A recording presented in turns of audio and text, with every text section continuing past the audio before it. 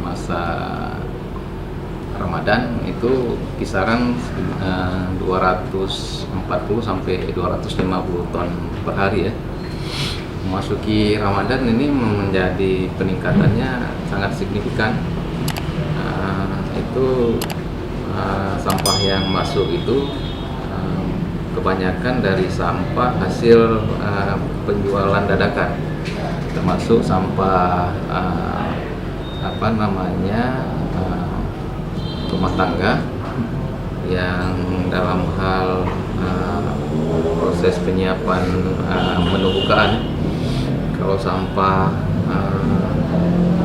Ramadan itu kisaran 290 sampai 310 ton total per hari. Per hari itu ada peningkatan sebesar 60 sampai 70 ton per hari di masa Ramadan khususnya.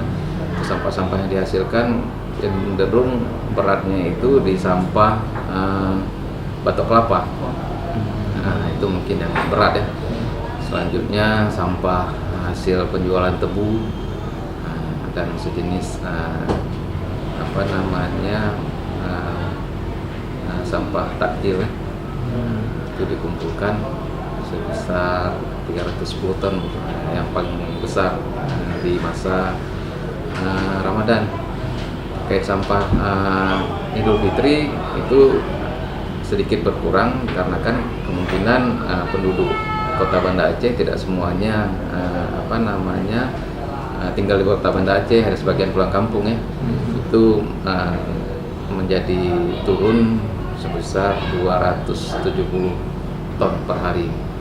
Dari sampah normal 240 itu di Idul Fitrinya menjadi 270 ton.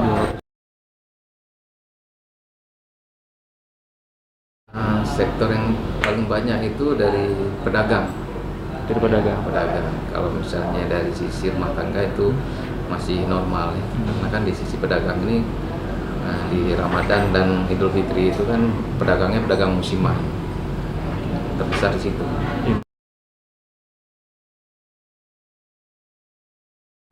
Kalau dari sisi perdagangan itu titiknya terpecah.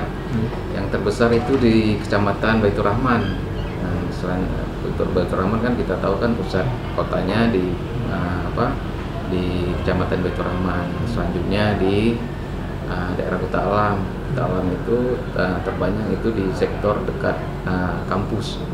Itu jalan arah ke kampus itu kan banyak di daerah situ. Selanjutnya ada titik seputaran Lampasai Kota, Lili, Meraksa gitu. Di 3 titik itu padatan sampah banyak.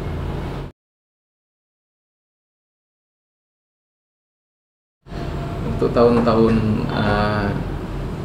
tahun ini khususnya kita memang dari awal tahun memang sudah memprogramkan kegiatan pengurangan sampah.